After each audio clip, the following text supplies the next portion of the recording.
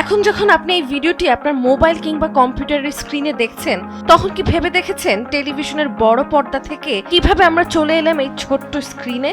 এই যাত্রাটা হঠাৎ করে হয়নি, বরং ধাপে ধাপে প্রযুক্তির উন্নয়ন আর দর্শকের চাহিদার পরিবর্তনের মধ্য দিয়েই পর্দার এই বিবর্তন ঘটেছে। শুরুটা ছিল অ্যানালগ টেলিভিশন দিয়ে, যেখানে নির্দিষ্ট সময় মেনে অনুষ্ঠান দেখতে হতো। এরপর কেবল ও স্যাটেলাইট টিভির আগমনে চ্যানেল ও কন্টেন্টের বৈচিত্র্য বাড়ে। কিন্তু সবচেয়ে বড় পরিবর্তন আসে ইন্টারনেট ও স্মার্টফোনের বিস্তারে। ভিডিও স্ট্রিমিং জনপ্রিয় হয়ে ওঠে, আর ইউটিউব ও ওটিটি প্ল্যাটফর্ম দর্শকদের হাতে তুলে দেয় অন ডিমান্ড কন্টেন্টের স্বাধীনতা।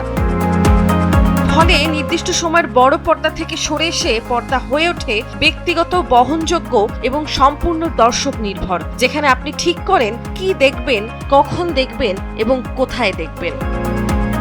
নন্দিনী আহসান, সময়ের আলো।